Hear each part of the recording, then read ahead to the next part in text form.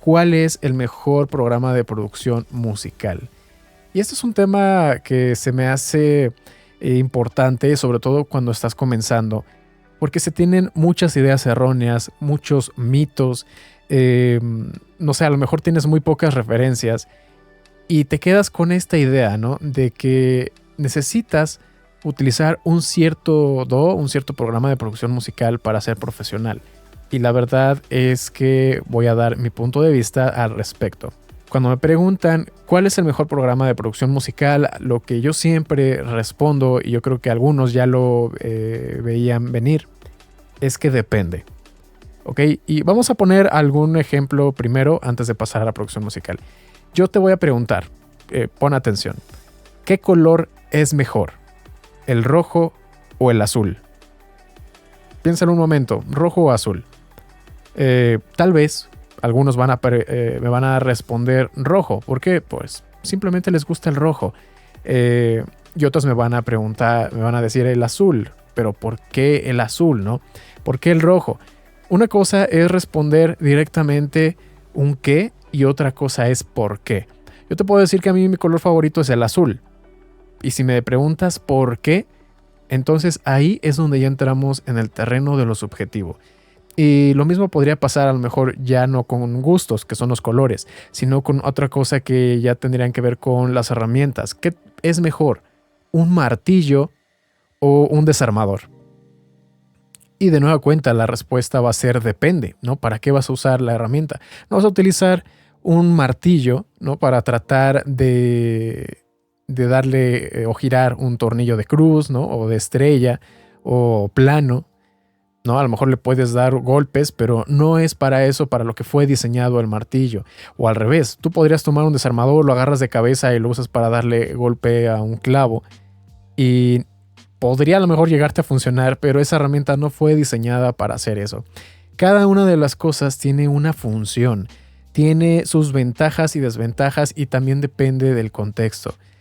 Y incluso no hablando de desarmadores, hay muchos tipos de desarmadores, ¿no? Si te pones a decir cuál es el mejor, el plano o el cruz o la estrella, hexagonal, triangular, hay muchísimos. Incluso medidas, ¿no? Solamente para que se den cuenta de lo absurdo que resulta la pregunta de cuál es el mejor do. Aquí, ya teniendo esto un poquito más claro, este panorama, lo que sigue es preguntarnos ahora sí, ¿para qué quiero esta herramienta? ¿Para qué quiero utilizar este do? ¿Qué es el tipo de música que voy a hacer? ¿Cuáles son las herramientas con las cuales voy a trabajar? ¿A dónde quiero llegar? ¿No? ¿Cuál va a ser la situación más común en la cual te vas a encontrar cuando estés produciendo? Y esto te va a ayudar a decidir y a definir para ti cuál es la mejor herramienta.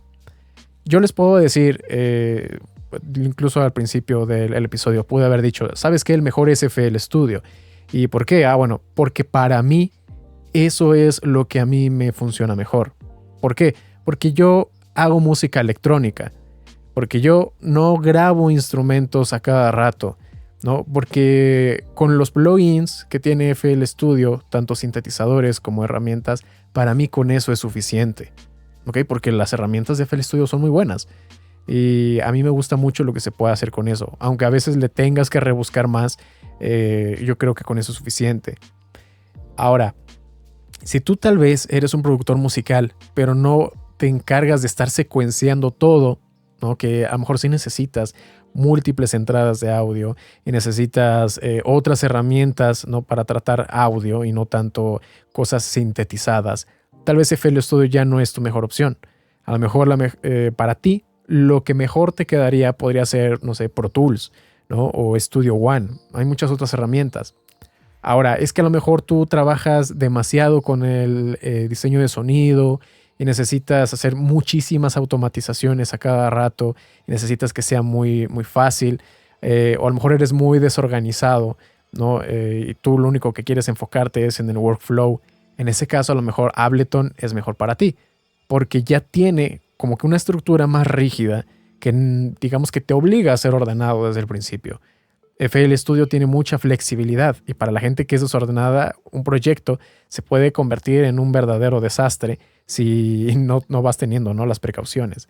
De repente yo estoy consciente, ¿no? De que algunas herramientas, incluso comparándolo en igualdad de condiciones, algunas cosas en específico, ahí sí, una puede ser mejor que otra, pero lo que importa también es todo el contexto y el conjunto total, ¿no? Otra cosa puede ser la comodidad. ¿Qué tan a gusto te sientas con la forma de trabajar de estos programas? Yo probé muchos programas cuando estaba comenzando. Probé Ableton Live, probé Reason, probé Cubase, FL Studio, uno que se llamaba Storm. No, probé varias cosas. Y el que se me hizo a mí más lógico en la forma en la que estructuraba el flujo de trabajo fue FL Studio. Por lo mismo de que tiene una mesa de mezclas que se me hizo muy análogo a las mesas de mezclas físicas. El hecho de estructurar patrones se me hizo casi como un videojuego, ¿no? Y a mí me encantan los videojuegos. Entonces a mí me encantó ese tipo de, digamos, de planteamiento, ¿no? De cómo trabajar las canciones. En cambio, cuando probé otras cosas como Reason, ese programa a mí se me hizo extremadamente complejo para mi nivel de conocimiento que yo tenía en ese momento. Ahora, a lo mejor si lo vuelvo a probar, ya voy a entender muchas de las cosas. Y es que Reason en ese momento era como manejar un sintetizador modular. Y si tú no tienes absolutamente ningún conocimiento, algo como eso se puede volver abrumador. No vas a entender absolutamente nada, ¿no? Entonces también podría depender, ¿no? de tu nivel de conocimiento.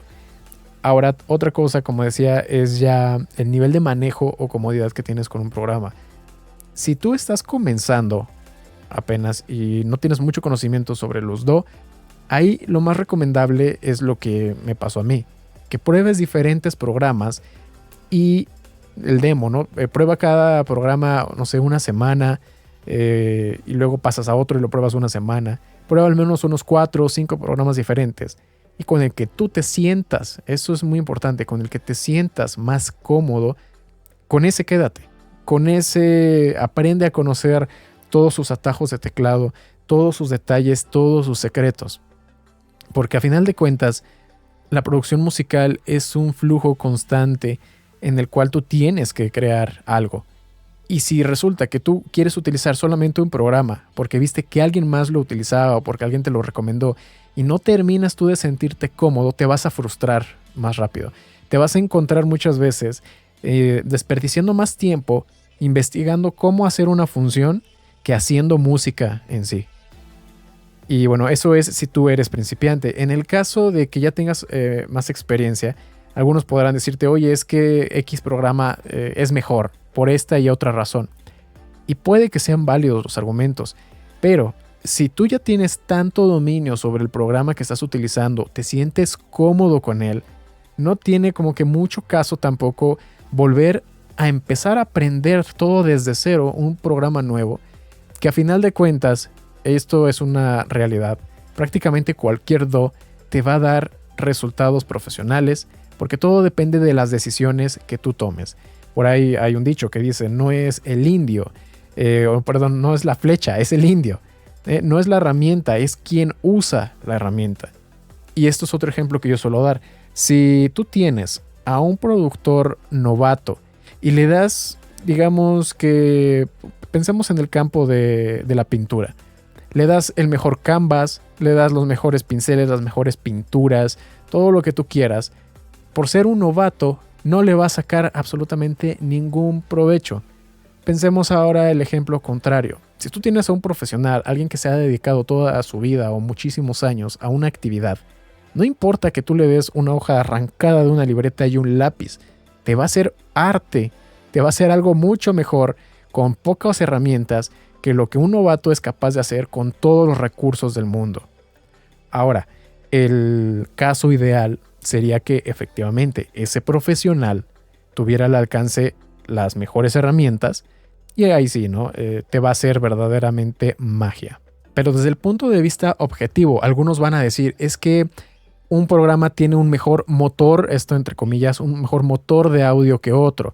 Es que este programa suena mejor que otro porque comparé las ondas de sonido o comparé cómo sonaba un proyecto y otro. Y me sonaba mejor X que Y. Eso también es bastante subjetivo porque aunque se traten de hacer esas pruebas, digamos que objetivas, entre comillas, hay muchas cosas que no se toman en cuenta. Tienes que hacerlo con todo el cuidado posible, con toda la dedicación, checando todos los detalles, porque hay cosas que se pasan por alto. Por ejemplo, en FL Studio, cuando tú cargas algo en el channel rack, de forma predeterminada por cómo está programado FL Studio, los samples los está bajando de volumen a un aproximado de un 79% más o menos, ¿no? Eso hablando de samples. No te lo reproduce al 100%. Si tú te vas a otro programa, la mayoría de ellos los reproducen al 100%. Entonces, tú podrías decir, yo cargué el mismo sample en dos programas diferentes y se escucha mejor en aquel que en FL Studio. No es que se escuche mejor, el sample es el mismo. Lo único que está cambiando es el volumen y por un efecto psicoacústico, tú crees que suena mejor únicamente porque el volumen está más alto. Pero si tú los ajustas como debe de ser, con el ajuste preciso de decibeles y comparas, o los exportas incluso teniendo en cuenta que sean los mismos ajustes, dithering, profundidad de audio, sample rate, etc., te vas a dar cuenta que es exactamente lo mismo. No hay ninguna diferencia. Y es que no existe, entre comillas otra vez, esto que la gente llama motor de audio. No hay un motor que te esté generando algo. No es como en los videojuegos, que existe un motor que te genera los gráficos. En el caso del audio, son simplemente instrucciones numéricas.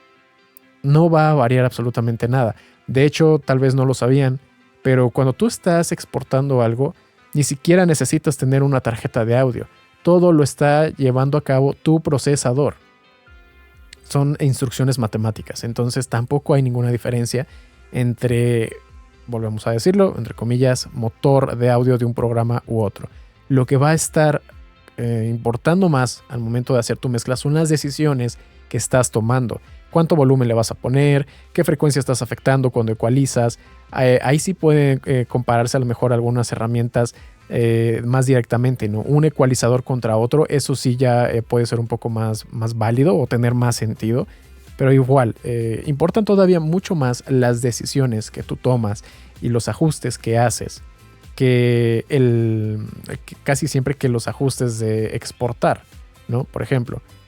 Y eso a lo mejor es tema para otro video. Ese sí sería video porque me gustaría demostrárselos. Las diferencias que hay entre un MP3 de 64 kilobits por segundo, 128, 320, un WAV de 16 bits, de 24 bits, de 32 bits, ¿no? Este tipo de cosas que a veces nosotros creemos que hace una enorme diferencia y que creemos que un MP3 contra un WAV, la diferencia es abismal. Y spoiler alert, no lo es. Pero si quieren ver la demostración, me gustaría que me lo hicieran saber, que me dejaran los comentarios, que me mandaran un directo, pero sobre todo un like o un comentario me ayuda mucho, ¿no? Porque yo lo puedo ver estadísticamente si efectivamente les está llamando la idea. Y bueno, ya para resumir esto, volvemos a lo mismo. Lo importante no es tanto la herramienta, sino lo que tú puedas hacer con ella. Enfócate en aprender a utilizar bien tus herramientas. Enfócate no solamente en saber cómo funciona la herramienta, sino también en qué contextos deberías de usarla, en qué contextos esa herramienta se va a comportar mejor. Eso es infinitamente más importante que la herramienta que estás utilizando en sí. Quiero platicarles sobre un pequeño tema que todos como productores o como músicos de repente yo creo que nos topamos cuando queremos lanzar nuestra música al mercado. Y eso es si vale la pena lanzar una canción como un sencillo o es mejor esperar, juntar varias canciones y lanzar todo esto como si fuera un álbum. Para poner esto en perspectiva, creo que necesitamos un poco de contexto histórico. Y hay que pensar hace unos cuantos años cuando se comenzaba a crear la industria musical. ¿Qué era lo que pasaba? Pensemos cuando estábamos en la época de los discos de vinilo o tal vez un poquito más para acá eran los álbums que se hacían en cassette de cinta magnética, un poco más para acá los discos ópticos o CDs. Y toda esa época, durante ese tiempo, ¿qué era lo que sucedía? Tú necesitabas de la ayuda de una discográfica para poder lanzar tu música. Y por lo tanto, como era todo muy costoso, porque eso era lo que te daba la discográfica, te daba acceso a equipo, te daba publicidad, ¿no? Te hacía marketing, te daba a conocer, te podía llevar a programas de radio, de televisión, etcétera. Y todo eso tenía un costo. Por lo tanto, cuando una banda o un solista, lo que fuera, un grupo, tenía que sacar una canción, no podía hacerlo con una sola canción. Porque una sola canción no te da para que esté escuchándose durante mucho tiempo y recuperar todo ese dinero que se gastó, todo ese dinero que se invirtió en ese artista. Ahora, pensemos también que para eso, si una canción no era suficiente, tenían que hacerse varias. Y no sé, por ejemplo, el álbum podía tener 8 canciones. En el caso de los discos LP, tampoco es que pudieran hacer demasiado. A lo mejor era un par de canciones de un lado y otro par del otro, si es que era un disco de doble cara. Y con el tiempo fueron cambiando las tecnologías. Y llegó ya después el cassette, la cinta magnética. Y bueno, bajaron un poco los costos, ya se podían grabar más canciones. Y aquí estábamos ligados todavía digamos que a lo físico, al producto físico. Tú tenías que comprar el álbum completo para escuchar, aunque sea una sola canción. Tú a lo mejor lo escuchabas en la radio, no por decir algo, y esa banda había lanzado un nuevo álbum, por decir 10 canciones, pero de esas 10 canciones a lo mejor solo te gustaba una canción. De todas formas, tenías que comprar el álbum completo, independientemente de que si te gustaran las demás o no. Entonces, en este contexto, nos encontrábamos que, pues bueno, de todas esas canciones, seleccionaban el sencillo, que era el gancho, para que la gente pues fuera y comprara el álbum completo, y no tenías otra opción. Después ya vino la era del disco, del CD, los discos ópticos, y aquí empieza a cambiar un poco la cosa. ¿Por qué? Porque bueno, en una canción, formato físico de esto, podías tú poner varias canciones, pero además el lector te permitía tú poder hacer una copia de los archivos a tu computadora. A lo mejor podías tener el reproductor portátil, el Discman, pero ya lo podías empezar a copiar a la computadora, y con la popularización de la codificación de MP3, ya se volvía más fácil empezar a compartir la música, porque ya estábamos entrando a la era digital. Si antes tú querías compartir una canción con otra persona, tenías que prestarle el formato físico completo, ya fuera el disco de vinilo o el cassette, o en el caso todavía de los CDs, pues también, ¿no? Compartías el CD. Pero ya empezaba la era digital, y eso iba a ser un gran cambio. Ahora, si tú ya más adelante compartiendo, ¿no? Si tú podías mandar un solo archivo, podías mandar una sola canción. También, pues bueno, está aquí involucrada la piratería, y eso ya es otro tema aparte. Pero ya podías compartir una sola canción. Y si tú querías tener una sola canción, ibas por esa y ya. No necesitabas el álbum completo. Esto tiene pros y contras. Vamos a analizarlo. ¿Por qué? Y es que si tú escuchabas una canción en la radio, como les digo, ibas y comprabas el álbum completo, y había una gran probabilidad de que escucharas el álbum completo, porque pues bueno, ya lo tenías, y de ese álbum a lo mejor descubrías otras canciones que no estuvieron sonando en la radio, porque también era costoso poner las canciones como sencillos, que no habían tenido a lo mejor esa propaganda o esa publicidad, y aún así te gustaban. Entonces tú descubrías nueva música que a lo mejor ni siquiera sabías que esa banda tenía, y te hacías más fan o te gustaba más esa banda. En la actualidad tenemos mucha flexibilidad, podemos tener el acceso directo a las canciones que nos gustan. Así que ya no hay esa obligación de escuchar un álbum completo. Así que es más difícil también descubrir música nueva o diferente de un artista determinado.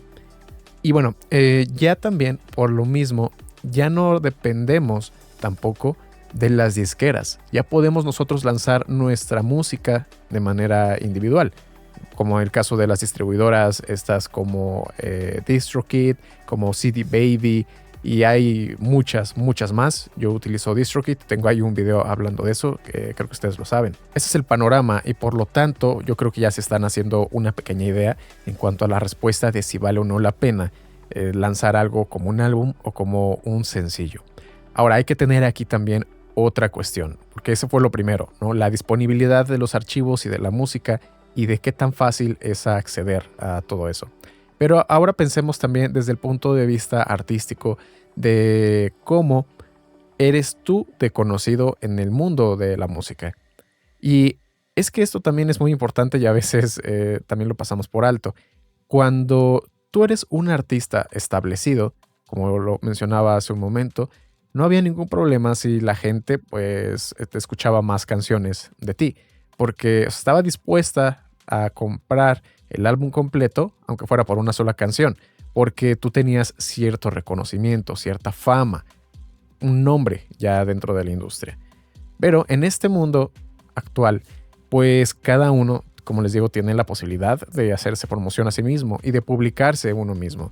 Por lo tanto, la competencia también es mucho mayor de lo que jamás ha sido en la historia de la música. Por lo tanto, el que tú no tengas un reconocimiento vuelve más difícil que las personas se interesen en ti. Y si de por sí ya es difícil que se interesen en ti, ahora imagínate escuchar un álbum completo tuyo. Si tú eres un artista que va comenzando, el solo hecho de pensar en hacer un álbum debería de estar descartado. ¿Por qué? Porque, pues, como les digo, es muy difícil que se escuchen una sola canción y más un álbum completo. Así que eso sería todavía un punto más a favor, por el cual yo considero que es mucho más beneficioso sacar tu música como sencillos. Por lo tanto, ya tenemos dos ventajas. Uno, la del formato, ya es disponible al instante cuando estamos hablando de la era digital, y el otro es el reconocimiento.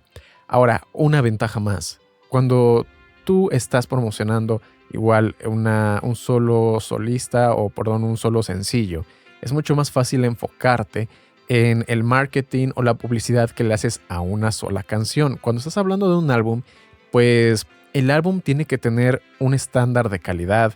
El álbum tuvo que haber sido masterizado por una sola persona para que todo mantenga una cierta consistencia. Este álbum también tiene que tener a lo mejor un concepto, una historia, es decir, lleva todavía mucho más trabajo y más tiempo también terminar un álbum, como para que termines sacándolo y nadie lo escuche. Así que si estamos hablando en cuanto a la relación del trabajo invertido, el tiempo, el esfuerzo en un álbum contra un sencillo y en lo que te va a regresar en cuanto a reproducciones, reconocimiento de la gente, dificultad para gestionar la campaña de publicidad o de marketing, un sencillo también sale ganando porque es mucho más fácil hacerlo. Ahora, ese sencillo evidentemente tiene que ser bueno, tiene que enganchar a la gente y no significa que con lanzar un solo sencillo tú ya vas a tener mágicamente la atención de las personas. ¿Y qué es lo que pasa? Y esta es una de las desventajas. Si tú no tienes música detrás, vamos a suponer que lanzas un sencillo, haces todo tu estrategia de marketing, de publicidad, redes sociales, lo que tú quieras, y das a conocer ese sencillo, llega a muchos oídos y hay muchas personas interesadas en escuchar más de ti. ¿Qué va a pasar? Que si solamente has lanzado uno o dos sencillos, cuando te buscan y nada más encuentran eso, puede ser un poco decepcionante porque ya no hay un gancho que los obligue a quedarse escuchando tu música. ¿Ok? Así que es un poco paradójico, ¿no? El hecho de que, ok, si lanzas un álbum, pueden que no lo escuche nadie, pero si lo llega a escuchar alguien, puede ser más fácil que le guste una canción y que vaya a buscar más de ti y encuentre ese resto de material. En cambio, si lanzas un sencillo, es más fácil gestionarlo. No invertiste tanto esfuerzo ni tiempo en hacerlo, pero si lo escucha alguien y se interesa en escuchar más de ti, cuando te busque no va a encontrar el material, así que puede decir, ok, pues esta persona solo tiene una o dos canciones, no tienen más que ofrecer, me voy, y no voltean atrás. La atención de las personas es un valor muy, muy alto, Así que, pues bueno, en el caso de que tú te quieras enfocar a hacer sencillos, que es lo que sigo recomendando de todas formas, tienes que hacerlo de una manera periódica, a diferencia de un álbum. Un álbum, cuando tú lo lanzas, como puede tener 8 o 10 canciones, de ese solo álbum, tú puedes seleccionar 2 o 3 que van a ser tus sencillos a lo largo, por ejemplo, de 6 meses o de un año. Ya no tienes que estarte presionando en que tienes que sacar una nueva canción, porque ya están ahí, solo las tienes que seleccionar, aunque evidentemente el tiempo lo invertiste antes del lanzamiento. Ya después, digamos que es cuando recuperas ese tiempo invertido. En el caso del sencillo, inviertes menos para la creación del sencillo, pero tienes que invertir más después porque tienes que hacer más canciones nuevas para mantener un flujo. Y eso es muy importante. El hecho de que tú puedas estar sacando una nueva canción aproximadamente, digamos, cada 2 meses, yo considero que es un muy buen ritmo porque la gente se acostumbra a que vean que, pues bueno, sí, sigues trabajando, sigues sacando nuevo material, sigues activo y no nada más fueron 1 o 2 canciones y desapareciste. Y bueno, hay un par de consideraciones más, hablando ya de las plataformas, pensando en que tú lo estás lanzando de forma individual, porque las plataformas, suponiendo que son de pago, normalmente te cobran un poco más cuando es un álbum a cuando es un sencillo. Así que desde el punto de vista económico, también podríamos decir que sale un poco más barato lanzar un sencillo que lanzar un álbum. Pero bueno, la diferencia es que tampoco es así muy grande, abismal, como para que sea insalvable. Pero bueno, es un pequeño detalle también a tomar en cuenta. Y esos son los puntos de vista que tengo sobre este tema, sobre álbum contra sencillo. Creo que en general, en la gran mayoría de los casos, por ejemplo el 90% de los casos, es mejor seleccionar el sencillo sobre el álbum.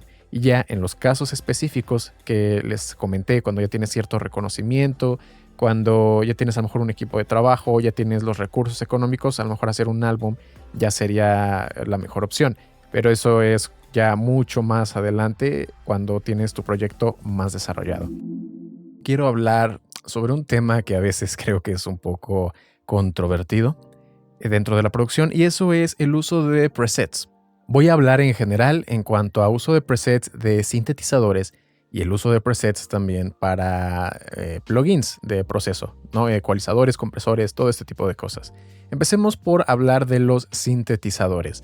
En el mundo de la producción musical, como saben, hay una cantidad casi infinita de sintetizadores, hablando de los de pago, de los de gratis, diferentes técnicas, AM, FM, sustractiva, aditiva, también modular, no sé, hay muchísimas y todavía siguen inventando nuevas o sacando algún híbrido, ¿no? Entre todas las que ya existen. El caso es que hay muchos sintetizadores. Cuando nosotros estamos comenzando, a duras penas sabemos qué es lo que necesitamos mover dentro del programa de producción musical, ¿no? Cómo poner un sonido, cómo empezar a aplicar algunos efectos, cómo organizar el proyecto, ¿no? Todo ese tipo de cosas donde apenas estamos aprendiendo cómo movernos dentro de nuestro entorno. Estamos aprendiendo a caminar. Cuando pensamos en los sintetizadores, viene a nuestra mente esta imagen de ese aparato que tiene las teclas de un piano, que tiene muchas perillas, muchos deslizadores, botoncitos, luces, pads, cables, ¿no? Pensando en los que son modulares y que casi casi parecen máquinas extraterrestres, que no sabemos cómo se va a manejar eso o pensamos que puede ser muy complicado. Entonces, cuando estamos empezando y a duras penas sabemos caminar, pensar en usar un sintetizador viene siendo el equivalente a pensar en volar. No podemos pasar directamente de uno a otro. Y ahí es donde entra en juego los presets. Los presets son estos ajustes predeterminados en los sintetizadores para diferentes tipos de sonido. Y los presets, la verdad es que nos facilitan mucho la vida y sobre todo a los que son novatos, a los que están empezando en este mundo, porque no necesitan aprender a utilizar el sintetizador, sino que directamente pueden abrir la lista de presets que dependiendo del sintetizador pueden ser algunas cuantas decenas, pueden llegar a ser cientos, o si el sintetizador de plano es muy popular puede haber incluso hasta miles de opciones. Y todo se reduce a que solamente tienes que navegar a través de esa librería, de ese océano inmenso de sonidos, seleccionar el que más te guste y listo, se acabó, lo comienzas a utilizar. Esto está muy bien cuando comienzas, y yo considero que desde este punto de vista los presets son bastante buenos. Como acabo de decir, te están quitando mucho trabajo de encima, no tienes que complicarte la cabeza aún con todo eso. Y eso es importante, aún. Cuando pasa el tiempo, empezamos a dominar más la herramienta de producción musical, ya sabemos el flujo de trabajo, ya sabemos qué es lo que debemos hacer para conseguir ciertos resultados, y aquí es donde los presets pueden volverse en nuestra contra. ¿Por qué? Cuando siempre estamos utilizando los mismos presets, empezamos a sonar de una manera muy monótona. Nos empezamos a estancar o a encasillar en cierto rango, ¿no? O cierta paleta de sonidos. Que si estás haciendo un género musical en específico, pues bueno, puedes decir, esto es lo que se tiene que buscar para este género.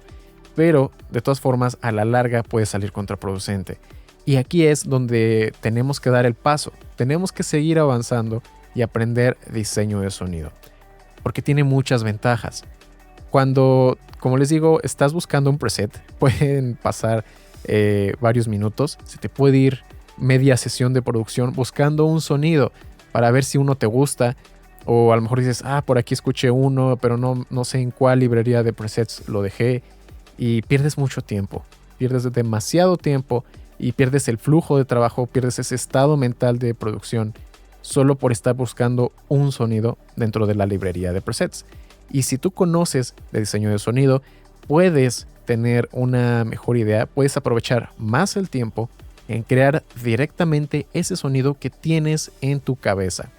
Así que cuando ya tienes más experiencia, el tiempo es verdaderamente invaluable, y poder crear un solo sonido, pues bueno, te lleva a saltar directamente sin tener que perder el tiempo buscando cosas.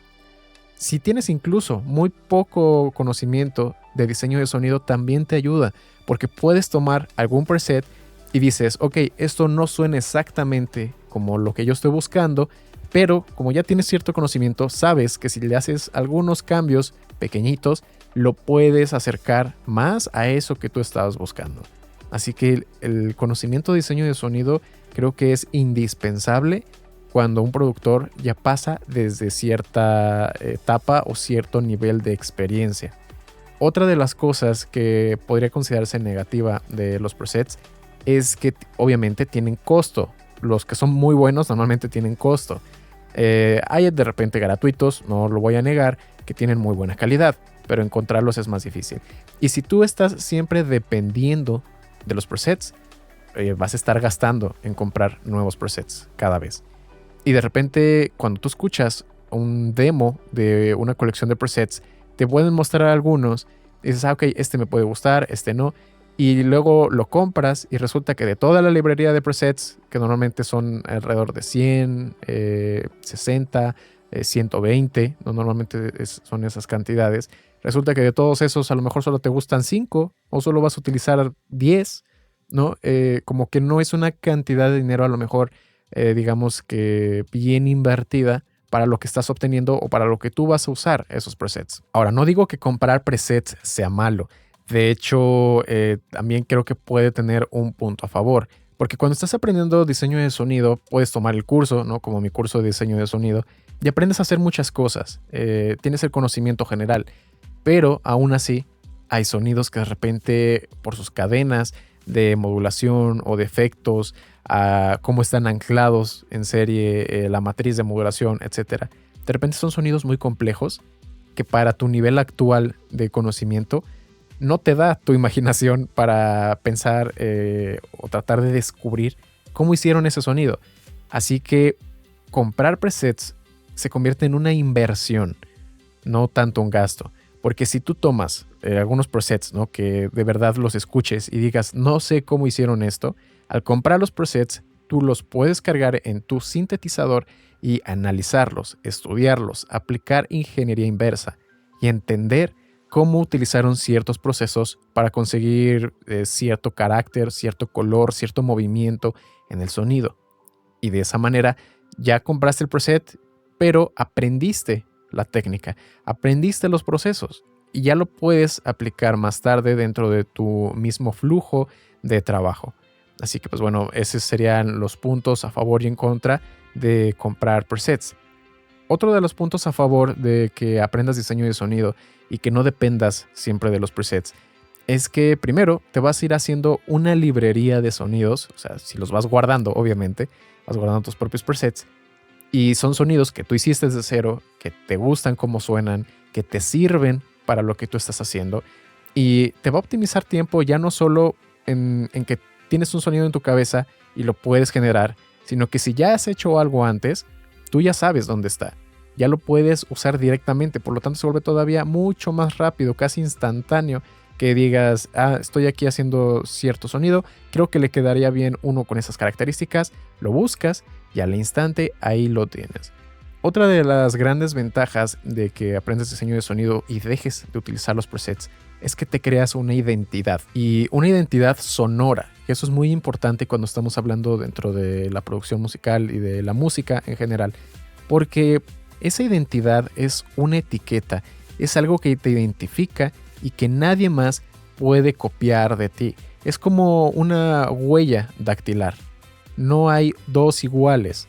Es algo que cuando la gente te empieza a escuchar cierto sonido o ciertas texturas que utilizas en el diseño de tus sonidos, te pueden identificar al instante y eso no tiene precio.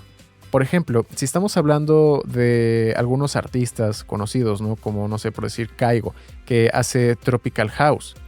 El hecho de que use cierto tipo de plugs, cierto tipo de estructuras melódicas, cuando tú llegues a escuchar a cualquier otro artista que tenga más o menos esas mismas características, tú ya lo relacionas con ese artista.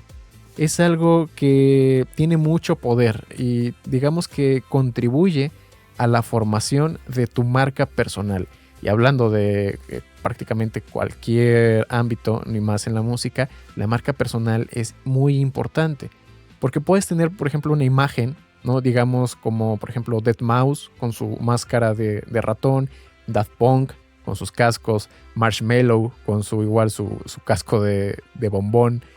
Puedes pensar en muchos artistas que tienen una imagen visual, solamente visual, pero también tienen una imagen, por decirlo, sonora. Tienen una huella sonora.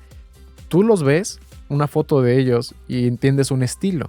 Pero también cuando los escuchas, hay un estilo musical relacionado, que está íntimamente enlazado con eso.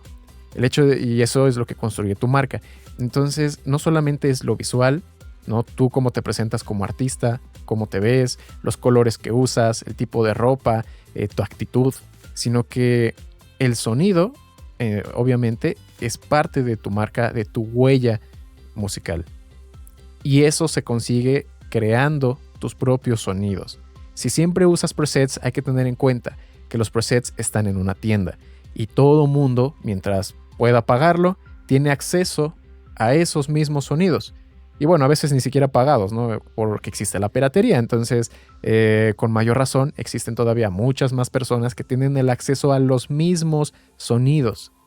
Y por lo tanto, es muy difícil, si no es que casi imposible, crearte una identidad sonora propia utilizando únicamente presets. Y bueno, eso es hablando en cuanto a los presets de los sintetizadores. Pero vamos a hablar ahora de los presets de estos otros plugins que son de proceso. Por ejemplo, ecualizadores, compresores, de-easers, afinadores, chorus, reverb, delay, cualquier otra cantidad que ustedes puedan pensar de procesadores, de efectos.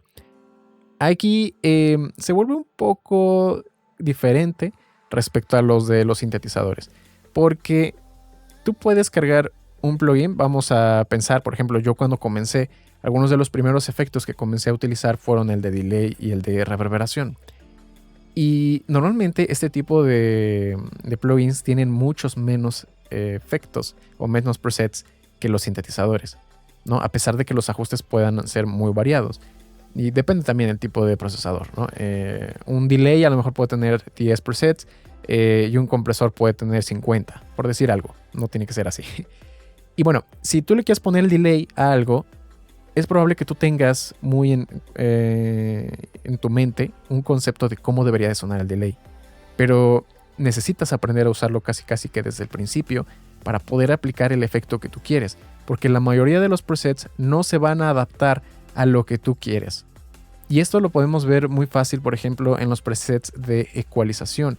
Normalmente los presets de ecualización son creativos, no son, digamos, enfocados a mezcla o a masterización. Por ejemplo, un preset que te diga cortar los graves, un preset que te diga sonar como radio, un preset que te diga darle brillo. Y son ajustes muy simples que pueden funcionar prácticamente para cualquier cosa.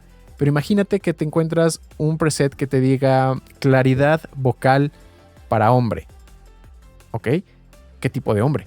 Porque hay muchos rangos de timbres, frecuencias de voces de hombre. No vas a comparar, por ejemplo, a Barry White, que tiene una voz muy profunda, o tenía una voz muy profunda, muy grave, muy suave, a un cantante, por ejemplo, de salsa, que aunque los dos son hombres, pero uno tiene un registro vocal mucho más alto, más estridente, que tiene más movimiento, ¿no? A lo largo de, a lo mejor, del registro sonoro. Así que el preset no va a funcionar igual para las voces. Así que esto sí es muy importante porque te pueden dar una pequeña idea muy vaga de cómo utilizar los efectos, pero en la gran mayoría de los casos los presets de los efectos no se van a poder aplicar tal cual como vienen a tus sonidos, no te van a servir. Pensemos, por ejemplo, en un preset de compresión. La compresión, como sabemos, es un proceso que depende del volumen o de la ganancia de entrada. Digamos que cargas un preset y ese preset te dice compresión de percusiones o de batería. Y ese preset tiene el umbral puesto, por ejemplo, a -10. Pero si el sonido que le está entrando, a lo mejor tú cargas un loop de batería y es un loop de batería suavecito, y incluso el pico máximo de este loop de batería hipotético que estás cargando llegará a unos 2 decibeles todavía menos, de lo cual está ajustado el umbral del compresor. Entonces, en realidad, ese preset de compresión no está haciendo nada, porque tu sonido no está llegando al umbral.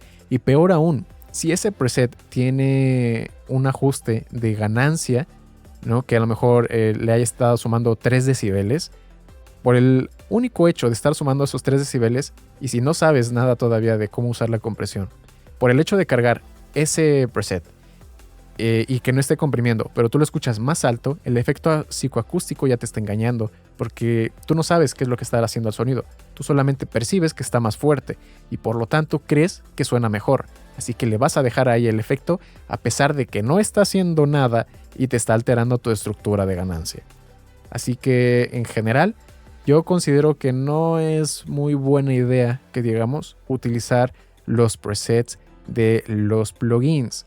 Y depende también del tipo de plugin, porque hay algunos plugins que son enteramente creativos. Por ejemplo, si estamos hablando de Grossbeat y tiene un preset de Scratch, pues bueno, ahí sí puede hacerlo independientemente del sonido que tú cargues, porque es un plugin muy diferente. Si estamos pensando a lo mejor de otro tipo de plugin, digamos de sidechain, ¿no? A lo mejor el sidechain sube y baja el volumen independientemente de lo que esté recibiendo el plugin. Pero ya son algunas excepciones muy pequeñas, porque en general los presets de procesamiento no te van a servir, porque cada una de las mezclas de los sonidos que tú estás trabajando son únicos y tienes que hacer ajustes dedicados a eso que tú estás tratando. No hay recetas que te funcionen en general, que sean mágicas, que se ajusten a todo. Y aunque pueda ser un poco difícil asimilarlo al principio cuando estás aprendiendo a utilizar todo esto, no queda de otra más que resignarse y comenzar a aprenderlo de verdad para que le saques el provecho a los plugins, del efecto que sea. Les quiero platicar sobre un tema que recientemente me preguntaron, y eso es la comparación entre los instrumentos reales y los instrumentos software. ¿Cuál es mejor? ¿Cuál es peor? ¿Cuál suena mejor? ¿O cuál es más práctico? Todas las diferencias, diferentes ángulos para tener en cuenta cuando nosotros vayamos a decidir qué utilizar dentro de nuestras producciones. Aquí, pues bueno, creo que la respuesta, como casi siempre, es que depende. Y es que depende mucho de varias cosas. Depende del instrumento, depende de lo que tú quieras hacer con ese instrumento, depende de si lo vas a estar utilizando constantemente, varias cosas. La primera consideración es el tipo de instrumento. Pensando, por ejemplo, en un piano o una guitarra, es muy fácil de conseguir en la vida real, ¿no? Hay muchos pianos eléctricos, acústicos, de pared, de cola. No sé, hay muchísimos, la verdad, de pianos, lo mismo de guitarras y un rango de precios impresionante.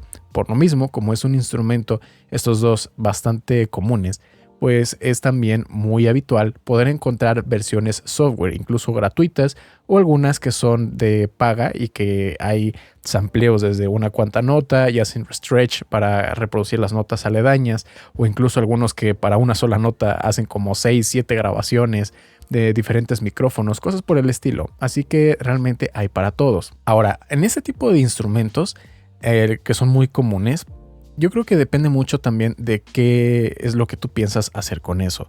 Por ejemplo, si estás pensando en utilizar uno de estos instrumentos, vamos a decir un piano, para hacer un recital, o sea, quieres componer algo que va a ser pura y únicamente piano, puede llegar a ser muy práctico tener el software porque a comparación del costo que te puede llegar a implicar comprar el instrumento real y aprender a tocarlo, porque esa es otra situación, pues realmente la versión de software yo creo que sale ganando.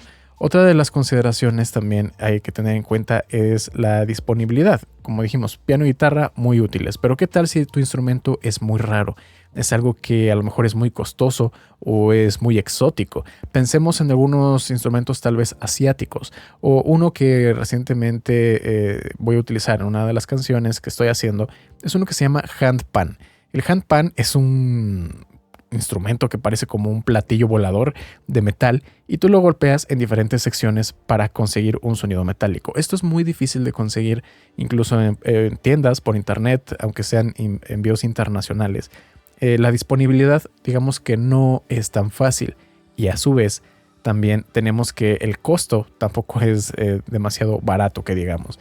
Además, como es un instrumento un poco raro, podríamos decirlo, tal vez es un instrumento que vas a usar muy pocas veces a lo largo de una composición, ¿no? O de tu carrera. A lo mejor lo quieres utilizar para una o dos canciones y luego, si pensando, ¿no?, que lo fueras a comprar, a lo mejor se va a quedar ahí guardado, ¿no? Acumulando polvo en una esquina, hasta que te acuerdes que lo tienes ahí y lo llegas a utilizar para otra canción. Entonces, esa es otra de las cosas, ¿no? La disponibilidad. Es mucho más fácil encontrar tal vez un instrumento sampleado que comprarlo, ¿no? Porque te ahorras tiempo en aprenderlo, buscarlo, dinero y muchas cosas más, porque instrumentos como estos también luego no se pueden grabar con cualquier micrófono. Entonces no solamente es el instrumento, sino también que tendrías que invertir en algún otro equipo para poderlo utilizar. Otra de las cosas, como acabo de mencionar, es la habilidad que necesitas para poder tocar uno de estos instrumentos. No es lo mismo, estarán de acuerdo, en tocar las maracas, ¿no? Tomas tus maracas y llevas un ritmo, a lo mejor la puedes mover de diferentes maneras, pero no es un instrumento complicado. Si estamos pensando ahora en una guitarra, por ejemplo, pues bueno, ahí ya tienes que tener cierta habilidad con los dedos, debes de tener también una coordinación, tienes que saber cómo colocar tus dedos, cierta velocidad, tienes que tener también la piel, ¿no?, que se vaya endureciendo para poder hacer las pisadas correctamente, tienes que aprender y practicar durante mucho tiempo antes de sacar algo mínimamente decente para poderlo utilizar. Esa es otra de las cosas que hay que tener en cuenta. Ahora, cuando cargas algo en software, únicamente utilizas el piano roll. Y en este caso, el piano roll todos conocemos, ¿no?, la vista de un piano. Y esto aplica para cualquier instrumento prácticamente. Sin importar el que tú cargues en el software, la composición del piano siempre es la misma. Por lo tanto, es mucho más familiar y mucho más sencillo. Y bueno, hasta ahora parecerían que todas las ventajas son para los instrumentos de software, porque todas las ventajas es para lo digital, pero también tenemos puntos en contra, en desventajas. Una de ellas es precisamente la interpretación. Cuando estamos hablando de contratar a lo mejor un músico o que tú mismo quieres realizar alguna interpretación, No es lo mismo un piano. Un piano normalmente tocas la nota, puedes a lo mejor oprimir el pedal y cambias ligeramente la interpretación, ¿no? del volumen. Y a lo largo de las canciones, algunas secciones pueden ir subiendo o bajando de volumen. Sin embargo, cuando estamos hablando de otro instrumento, como por ejemplo un violín, ahí puedes hacer demasiadas inflexiones, interpretaciones, cambios, ¿no? Puedes sacar también diferentes sonidos a un solo instrumento. El caso del piano, pues tocas la nota y se acabó. Pero en el caso de un violín, puedes usar el arco, puedes hacer un pizzicato, puedes mutear una nota, puedes hacer el barrido, ¿no? Rápidamente. Puedes hacer muchas cosas con el instrumento. Y cuando estamos hablando de software, normalmente lo que se hace es una grabación nota por nota de lo que te da ese instrumento. Es muy raro encontrar algo que te grabe también las inflexiones, todas esas cosas que dan el toque humano. En ese caso, siempre resulta mucho más orgánico, más agradable escuchar un instrumento real que haya sido tocado por un músico que tenga cierto nivel de habilidad, que si lo haces directamente por software. El software sí tiene la ventaja de que es mucho más práctico, más rápido, a lo mejor más barato la mayoría de las veces, pero cuando se trata de poder hacer que suene realmente convincente, es mucho más difícil lograrlo con un software, porque tienes que hacer demasiadas ediciones muy pequeñitas, muy concretas, y te puede llevar mucho tiempo, y aunque le inviertas todo el tiempo del mundo, aún así siempre le va a hacer falta algo, ese algo que un músico de verdad te puede entregar. Y bueno, esto también va a depender mucho de qué vas a hacer con el instrumento, digamos musicalmente hablando. Si estamos pensando en que tal vez el género que tú quieres producir son beats, ¿no? Digamos que vas a hacer beats y te gusta mucho el sonido de guitarra. Si lo vas a usar una sola vez, está bien, puedes conseguir un sample por ahí o a lo mejor pagar en Fiverr para que alguien te grabe un riff de lo que tú quieres hacer, lo que tienes en mente y listo, se acabó. Pero si lo vas a estar usando constantemente, que va a ser un instrumento en el cual digamos que se va a fundamentar tu producción musical, en ese caso yo considero que sí, creo que vale más la pena aprender a tocar ese instrumento, ¿no? Ya sea comprarlo, aprender a tocarlo, porque vas a poder tener una mayor flexibilidad en todo lo que tú quieras grabar y le vas a dar ese toque humano, ¿no? Y bueno, si vas a hacer varias grabaciones, como dije en un momento, puedes pagar una sola vez porque alguien lo toque. Pero si vas a estarlo haciendo constantemente, conviene más que tú aprendas a tocar. Sí, va a llevar más tiempo, porque aprender un instrumento no es algo que hagas de un día a otro, que te tome una semana o un mes. No toma mucho más tiempo. No sé, a lo mejor te puede tomar 6 meses, un año, en llegar a tocarlo a una... digamos, a un nivel de calidad que no suene decente, ¿no? Que ya no suene como que lo está tocando un novato que acaba de agarrar el instrumento por primera vez. Entonces ahí, pues bueno, yo creo que debes de tener eso en consideración. Tomemos también otro punto de vista, y es que hay cierta música que a veces prácticamente no tiene otra elección más que hacerlo con un instrumento de verdad, no un instrumento acústico real, o al revés también, que no hay otra alternativa más que hacerlo con un instrumento que sea virtual. Pero bueno, eso hablando, por ejemplo, de música electrónica, ¿no? Que puedes hacer muchos géneros, casi todos los géneros de música electrónica los puedes hacer con sintetizadores. Pero si estamos hablando de géneros que son, digamos, más tradicionales, como, no sé, salsa, cumbia, merengue, hablando de América Latina, pero también otros géneros, ¿no? Digamos, pensemos en la música china, japonesa, tailandesa, hindú, que tienen también sus propios instrumentos. En ese caso, normalmente son géneros, estilos, que todavía se mantienen en este aspecto clásico, de que los músicos se juntan en un solo lugar y empiezan a practicar, empiezan a hacer diferentes tomas. Por ejemplo, el jazz también, ¿no? Las bandas de jazz es muy, pero en verdad muy raro que todavía tú puedes escuchar alguna composición de jazz, de salsa, de cumbia, todo esto, hecho 100% en computadora y que suene convincente. No digo que no se pueda, sí se puede, pero de eso a que suene realmente convincente los instrumentos, los ritmos, todas las inflexiones, la humanización, eso pues bueno, ya es otro problema, no otro boleto. Así que sí, hay canciones, estilos que por la misma naturaleza de su propia composición, de la esencia de ese tipo de música, pues bueno, no hay otra opción más que hacerlo, o sea, si lo quieres hacer bien, con instrumentos reales. Si pensamos ahora en música orquestal, que yo creo que tal vez algunos de ustedes ya lo estaban pensando, pues bueno, ahí sí obviamente no puedes aprender a tocar todos los instrumentos de una orquesta. Bueno, a lo mejor sí podrías, pero te iba a tomar muchísimo tiempo, muchísimos años y esfuerzo y comprar instrumentos si es que tú quisieras grabar una orquesta completa. También si lo quieres hacer pagando, no es lo mismo pagar para que alguien nada más toque un riff de guitarra o de un piano, a pagarle a una orquesta completa, ¿no? Para algo que tú tengas en mente. Eso ya solamente lo hacen los estudios, a lo mejor cinematográficos, o los músicos que en verdad ya tienen un gran presupuesto, ¿no? Las discográficas. Ahí creo que lo que conviene, aunque no sea lo mejor, porque acabo de decir, ¿no? Los instrumentos reales tocados por músicos es lo mejor cuando quieres obtener esa calidez humana, que suene orgánico. Pero en este caso muy específico de la orquesta, por cuestiones económicas, ahí, aunque no va a ser lo mejor para ese toque humano, de todas formas para practicidad, para tu bolsillo, no para económicamente, ahí es mejor tener un plugin. Y bueno, digo un plugin entre comillas porque realmente hay librerías completas y estas sí son costosas, pero claro, no tan costosas como contratar una orquesta tú solo, donde traen diferentes instrumentos y ahí sí, estas librerías pesan gigas, cientos de gigas muchas veces. Vas a necesitar discos duros colosales para poderlos guardar, pero existen. Por ejemplo, que han sampleado una orquesta completa, cada uno obviamente con un músico, un instrumentista especializado en su instrumento, y graban diferentes cosas. Por ejemplo, aquí la calidad principalmente de un instrumento, como decía al principio del podcast, depende muchas veces de cómo grabaron ese instrumento.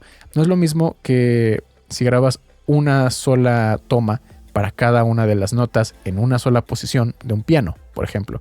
En cambio, yo he visto algunas librerías, no las he comprado porque digo son carísimas, pero he visto donde, por ejemplo, para un piano, para la nota de do, por ejemplo, hay un micrófono dentro del piano, un micrófono sobre el piano, dos micrófonos izquierda y derecha, un piano de sala, un piano puesto en el lugar de la audiencia. O sea, hay una cantidad de micrófonos alrededor, ¿no? del piano, y todos estos para diferentes intensidades, además de la nota, y diferentes toques de pedal, ¿no? Y eso, para cada una de las notas ya se imaginarán la cantidad tan enorme de samples que hay para un solo instrumento. Y esto es para un piano, pero también hay para chelos, para violines, contrabajos, vientos, ¿no? Los vientos también es algo habitual verlos ampliado en orquestas. Y en este caso, pues sí, son muchos gigas, pero si tú tienes un buen dominio de todas estas herramientas, sí es posible conseguir hacer sonidos, composiciones orquestales que suenan convincentes, o que si ya estás trabajando a lo mejor para, digamos, pensando hacer un soundtrack, ¿no? A lo mejor de una película, de un videojuego, televisión, sobre todo películas, ¿no? Videojuegos de repente, sí es aceptable tener composiciones orquestales hechas 100% por software. Ya en el caso de que haya más presupuesto, de todas formas se sigue utilizando. Se hace una maqueta de toda tu composición orquestal con software y ya después a lo mejor se puede grabar con músicos, ¿no? De una orquesta completa real. Pero bueno, eso ya es un punto aparte opcional para aquellos que tienen el presupuesto. Para nosotros, los simples mortales, hay diferentes plugins, incluso hay algunos gratuitos que, como digo, no van a sonar geniales, pero de repente para una maqueta y sobre todo cuando ya lo tienes mezclado con otros instrumentos, pues bueno, puede pasar desapercibido que fue hecho por software, y eso dependerá del instrumento, porque como decía, no es lo mismo una orquesta que está tocando notas sostenidas, ¿no? Suaves, lentas. Eso es mucho más fácil de grabar y de emular que aquellas que hay con muchas variaciones, ¿no? Muchas inflexiones en la interpretación. Y bueno, esos son los puntos que quería traer a la mesa para comentar sobre los instrumentos acústicos contra los instrumentos software. Yo creo, al menos para mí, para mi perfil de productor musical, hablando de música electrónica, hablando de repente de música urbana, el 95% de las veces trabajar con software va a ser suficiente, y algunas otras veces muy puntuales, de repente a lo mejor utilizar un instrumento acústico. Para mi caso en particular, yo sé que algunos de ustedes a lo mejor hacen otro tipo de música y ahí sí necesitan que los instrumentos sean reales 100%. Así que como ven, no hay una respuesta definitiva, todo depende de cada caso. Y bueno, esto es únicamente para que lo tengan en cuenta y no descarten, ¿no?, el hecho de que si tienen un instrumento software a la mano, sáquenle provecho, o si de repente tienen también la oportunidad, ¿no?, de que ya tienen por ahí una guitarra, ¿no?, escondida en su casa, o hay un amigo que tiene un instrumento que sabe tocar, lo invitas, graban algo y puedes darle ese toquecito humano extra a tu música. Quiero platicar sobre las modas musicales. Cómo cada vez a lo largo de los años siempre van existiendo estos ciclos en los cuales diferentes géneros o estilos se van poniendo de moda. Si deberías seguirlos o no. Si deberías quedarte con algún estilo que ni siquiera haya estado de moda, o tal vez deberías de combinarlo. Todo esto lo vamos a platicar. Primero, hay que tener en cuenta que existen diferentes modas para diferentes ámbitos. No es lo mismo hablar de modas, a lo mejor de la música urbana, a modas de la música pop, modas de la música electrónica. Siempre hay diferentes vertientes o diferentes corrientes para cada uno de los estilos. Pero aún así, en la música global, por decirlo de alguna manera, a lo largo de décadas, ya cuando lo vemos hacia el pasado, siempre hay algún estilo que sobresale más incluso que de otros. Si nos remontamos, por ejemplo, hace unos cuantos años, cuando Skrillex hizo su álbum debut, el de Scare Monsters Nice Sprites, cuando él presentó ese dubstep, ¿no?, con ese diseño de sonido tan impresionante, tan llamativo, ¿qué pasó? Que el dubstep explotó. Entonces la música electrónica comenzó a dominar, y además el dubstep en concreto. Todo el mundo quería hacer dubstep, todo el mundo quería saber cómo se hacían esos wow wow y la licuadora encendida y el taladro, todos esos sonidos extraños que para muchos sonaban como alienígenas, que para los que no tienen ningún conocimiento de producción musical o de diseño de sonido los escuchaban y decían, es que estos sonidos están sacados de otro mundo. Y bueno, eso fue una moda musical. Muchas personas empezaron a tratar de producir, empezaron a conocer la producción musical a raíz de esa moda. Nos vamos un poco más atrás, y una moda que duró mucho tiempo y en la cual yo comencé fue la música electrónica trance, el estilo de trance o el género de trance, con exponentes como Armin van Buuren, Tiesto, Paul Van Dyk, Above and Beyond, Ferry Corsten, etc. Pues bueno, todos ellos durante muchos años fueron exponentes del trance, y el trance era el estilo de música electrónica que más dominaba. Los festivales o los conciertos de cada uno de estos productores se llenaban, los boletos se agotaban, y duró durante mucho tiempo, ¿no? Creo que fue algo así como 8 o 10 años. Nos vamos mucho más atrás, pensemos a lo mejor ya en la década de los 90, y ahí el Eurodance, ¿no? Yo recordaba que era niño y había el Eurodance, por todas partes sonaba, y al mismo tiempo también había corrientes, ¿no?, de rap o de hip hop. Nos vamos más atrás, 80s, y ya ahí podíamos ver dos vertientes principales, que era el de rock, ¿no?, el rock glam, creo que le decían, y también todavía estaba terminando de morir la música de disco, y también estaba empezando a entrar el pop electrónico. Ya nos vamos a las 70s, pues bueno, la música disco, etc. Cada una de las etapas a lo largo de los años de la producción musical o de la música en sí, siempre han existido géneros que dominan más que otros y que de alguna manera u otra van a morir, van a dejar a lo mejor una huella. Va a haber gente que cuando haya nacido o cuando haya crecido durante el apogeo de alguna de esas modas, se va a quedar ahí y va a decir, ¿no?, este estilo era el bueno y lo que suena ahora es una porquería o es basura. Y hay que entender eso, que siempre hay ciclos, siempre se está transformando. Hay que entender la música como un ente vivo, o sea, es arte, sí, pero la música a final de cuentas se compone de los seres humanos y lo único constante en la vida es que todo cambia siempre.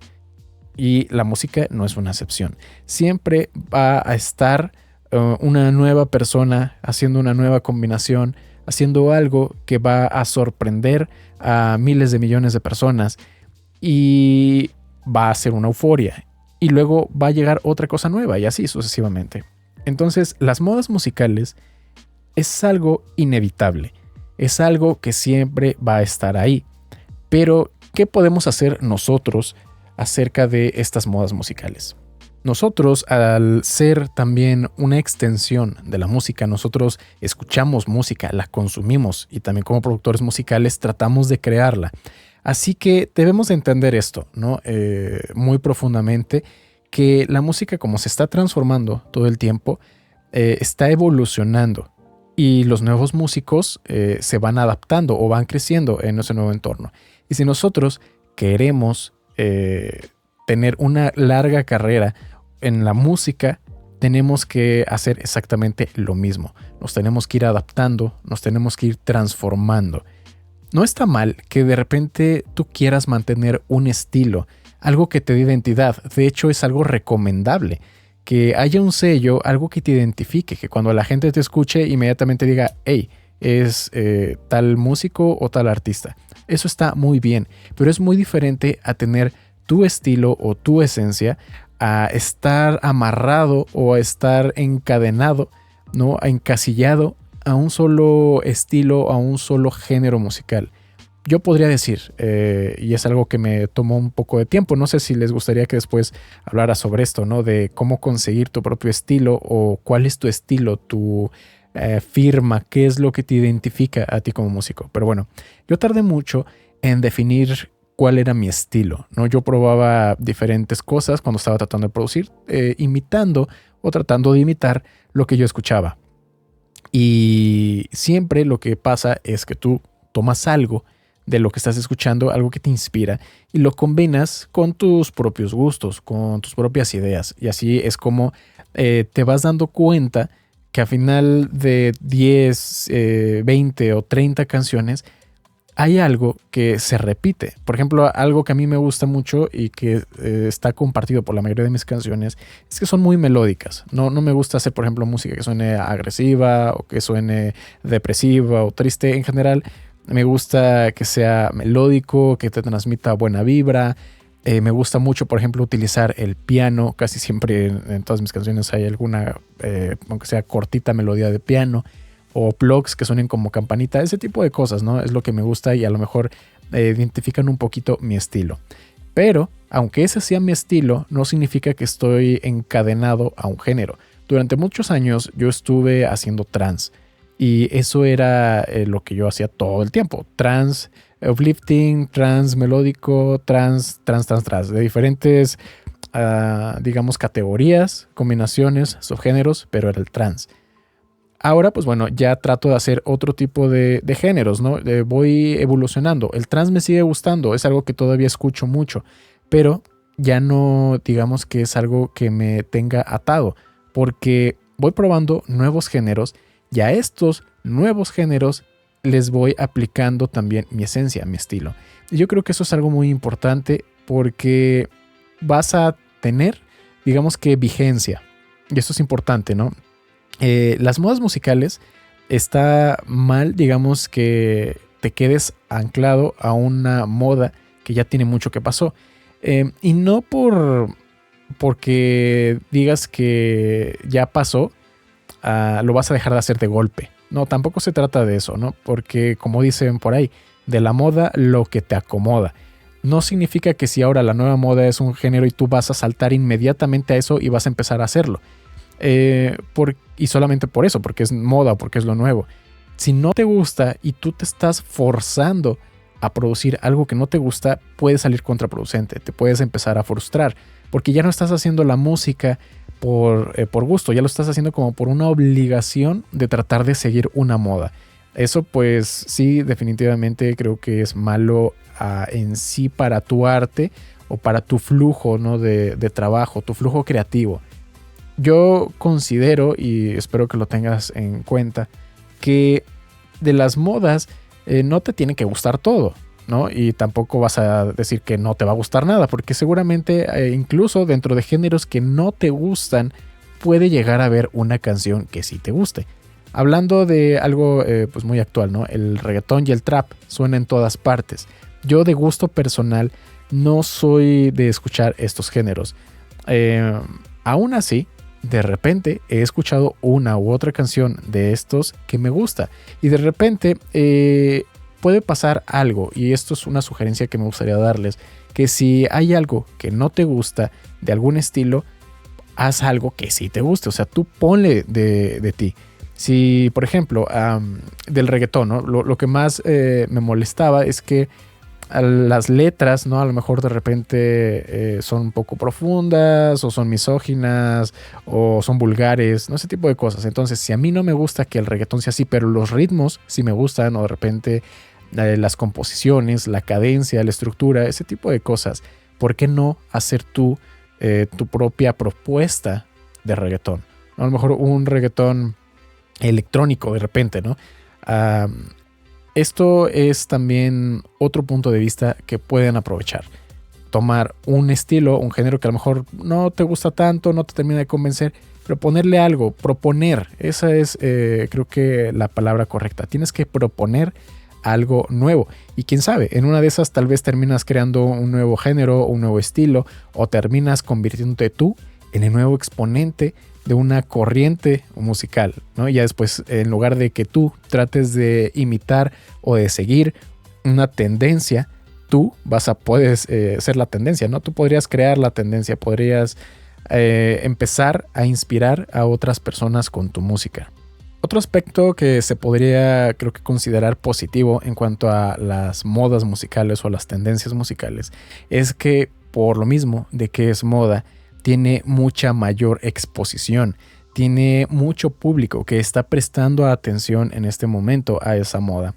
Y eso te puede ayudar mucho a que tu público potencial, si es que tu género que a lo mejor estás haciendo o tu estilo está muy en sintonía con lo que se está poniendo de moda, ahí sí puedes aprovechar y saltar de inmediato a esa tendencia o esa moda musical, porque ya digamos que es compatible con tu estilo. Y el que hayas saltado tan rápido a ese tren te puede ayudar a que jales más vistas, a que tengas más exposición, a que la gente sepa que estás ahí. Eso es algo interesante porque es casi como una apuesta. A veces salen, entre comillas, géneros nuevos o estilos nuevos, y una sola canción o dos canciones pueden llamar la atención. Y muchos piensan, esto va a ser un nuevo género, esto va a ser un nuevo estilo. Y rápido quieren empezar a hacer ese tipo de música. Y a lo mejor no, a lo mejor solamente fue esa canción en específico que tuvo éxito. Y no empezó una nueva tendencia, simplemente fue una canción. Y tú, al brincar tan rápido, pues bueno, te puedes llegar a quedar encasillado. Por eso el punto o el consejo de mantenerse flexible, con la mente abierta. Uno de los puntos finales o de las conclusiones que me gustaría dar antes de terminar el podcast es que seamos de mente abierta, seamos tolerantes a todas estas nuevas cosas. He visto, y seguramente ustedes también, una cantidad interminable de comentarios, de discusiones en todas partes, en las redes sociales sobre todo, de gente discutiendo sobre que si un estilo nuevo no es música, o ni siquiera está hecho por instrumentistas reales, eso no es música de verdad. Eso yo creo que puede ser de hecho un tema para otro podcast. Y siempre criticando, ¿no?, a las nuevas modas y quedándose anclado en lo anterior. Y esto, así como la música siempre está cambiando, entrando en nuevas tendencias, esta mentalidad de la gente es algo muy constante. Siempre la gente que ya va teniendo más edad, que se va quedando atrás en las modas, siempre va criticando lo nuevo. Siempre va a haber gente que diga que lo nuevo es mierda. Y si nos ponemos, ¿no?, a examinarlo, a analizarlo desde antes, podíamos ver que cuando se inventó la guitarra eléctrica, y empezaba a ver músicos que tocaban la guitarra eléctrica, ni siquiera decían, es que eso no es un instrumento real, o es que eso no es música, ¿no? Incluso con los Beatles, cuando salieron los Beatles, decían, es que eso no va a pegar, eso no va a tener éxito, ¿no? Eso no es música. Ese tipo de cosas de gente que se queda nada más en esos conceptos muy, muy cerrados y se están impidiendo, se están negando la oportunidad de poder apreciar algo nuevo.